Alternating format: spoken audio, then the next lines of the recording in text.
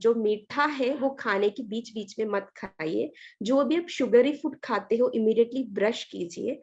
रात को सोते टाइम पे गर्म पानी में नमक डाल के थोड़ा गार्गल कीजिए। मैम मेरा आपसे पहला सवाल ये होगा कि गैप्स बिटवीन टीथ ये क्यों हो जाते हैं? एक्चुअली गैप बिटवीन टीथ का बहुत सारे रीजंस हो सकता है। पहले है हेरिडिटरी, जो आपको बचपन से ही होता है। दूसरी रीजन है जो एक्वायर्ड होता है due to gum problems, main आपकी पेरिडोंटल प्रॉब्लम्स बोलते हैं। तीसरी रीजन आपकी कैविटीज रहता है। तो there are so many reasons for gap between the teeth. Main 3 reason, एक हेरिडिटरी, एक आपकी गम प्रॉब्लम, तीसरा आपकी कैविटीज। ऐसे 3 रीजन हम मेनली बोल सकते हैं। एंड मैम क्या इनकी वजह से बोलने में या फिर कुछ खाने में भी पेशेंट को तकलीफ होती है?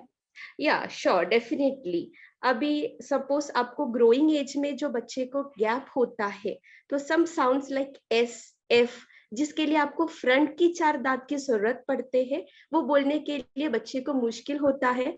और बाद में बच्चे को लिस्पिंग होता है। और जो बात करने के लिए वो तकलीफ बचपन में होता है। वो जो पेरिडोंटल इश्यू, जो गम प्रॉब्लम की वजह से जो गैप होता है, उसे खाने के लिए तकलीफ होता है। और छोटे छोटे गैप्स जस्ट बढ़ता जाता है, तो खाते टाइम पे फूड लॉन्चमेंट होते रहता है।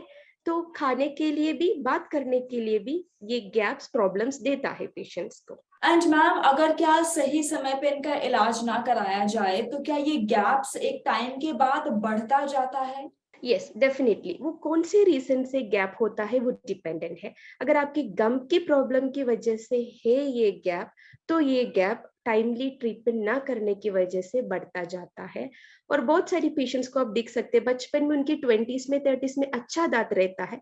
जैसे उनकी एज बढ़ता जाता है, उनके दांत के बिटवीन का गैप बढ़ते बढ़ते जाते रहता है। तो वो गम प्रॉब्लम की वजह से जो गैप रहता है वो बढ़ता जाता है, टाइमली ट्रीटमेंट ना लेने की वजह से। और जो बचपन की जो गैप है, जो हेरिडिटरी की वजह से की गैप है, वो लगभग वैसे ही रह जाता है।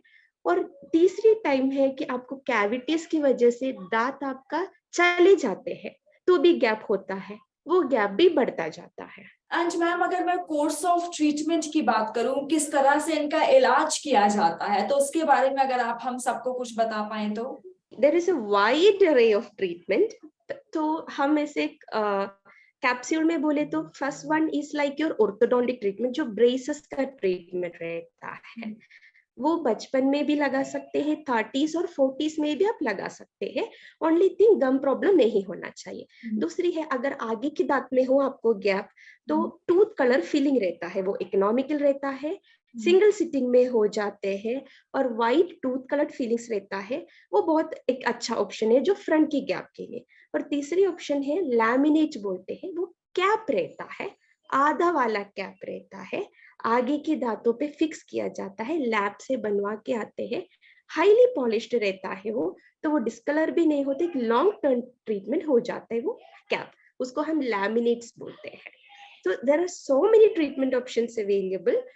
तो और अगर आपको दांत नहीं है तो आप इम्प्लांट्स के बाद फिक्स दांत उधर बिठवा सकते हैं। आज मैम मेरा बस आपसे आखिरी सवाल एक और होगा कि अगर मैं कहूँ कोई टिप अगर आप देना चाहें कि हमारे दांत बिल्कुल हेल्दी रहें, सो वो टिप बाय द डॉक्टर क्या होगी मेरे लिए भी एंड हमारे सारे व्यूअर्स के लिए भी? Tip is so simple. Go to basics, brush 2 times daily regularly, and don't have sugary food. जो मीठा है वो खाने के बीच बीच में मत खाइए। जो भी आप शुगरी फूड खाते हो इमीडिएटली ब्रश कीजिए। रात को सोते टाइम पे गर्म पानी में नमक डाल के थोड़ा गार्गल कीजिए।